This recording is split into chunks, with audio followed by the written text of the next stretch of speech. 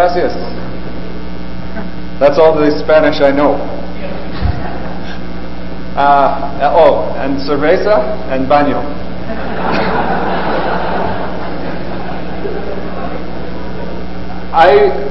This is my first time to Colombia, and I'm grateful to the organizers of MVA for the invitation.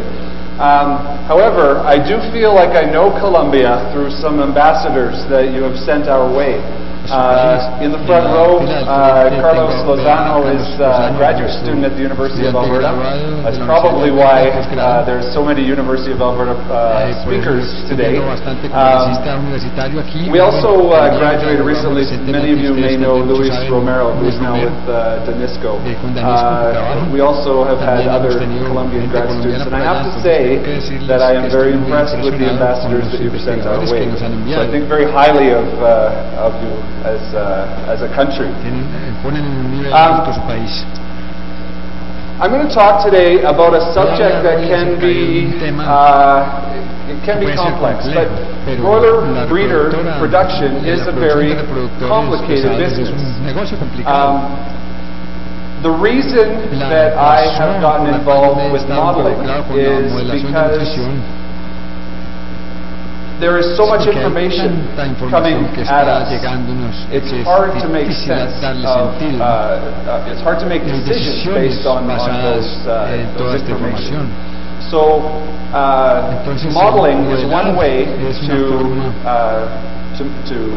make sense, to use scientific data, to pull it all together and use it in a practical way. So that's what I'll talk about today.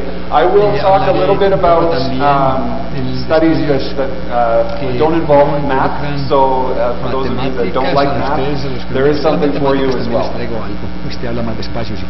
Why are broiler breeders so hard to manage?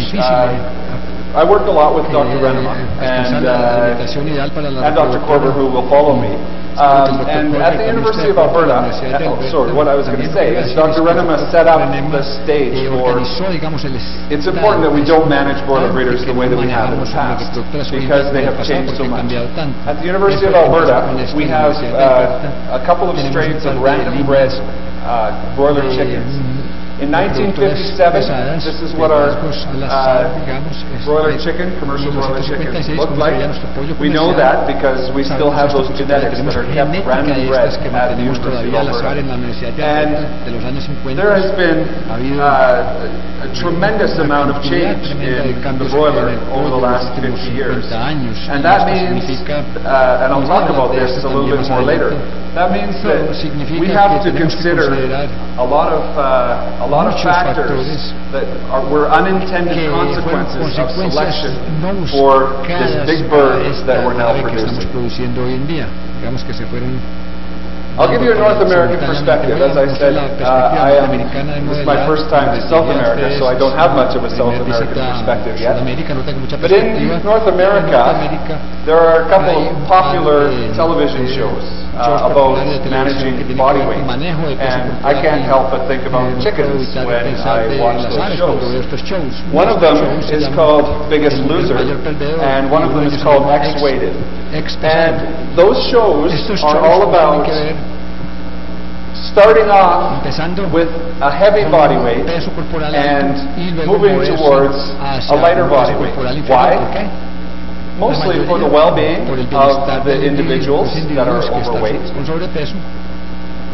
and the productivity of those people in their lives. This is the same person before and after participating in the show. And many would agree that the lovely lady on the right probably has a higher level of well-being than the obese person on the left, same person. I believe an organism's goal is to feel good and to be productive.